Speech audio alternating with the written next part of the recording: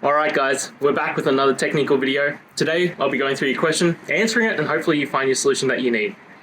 Guys, remember to stay just a little bit crazy like me, and hopefully you get to that resolution. Now, let's continue on to the video.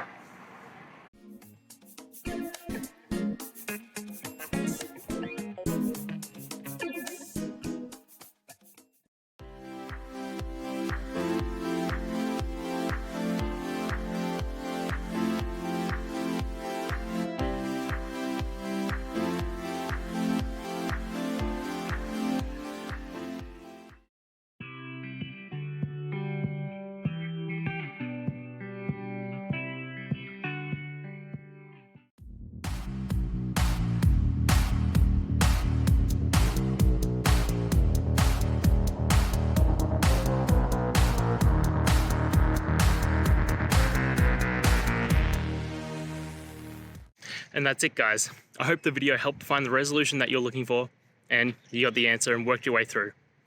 If you did, please hit subscribe, I'd really appreciate it. And until the next time you need technical help, I hope you have a good one.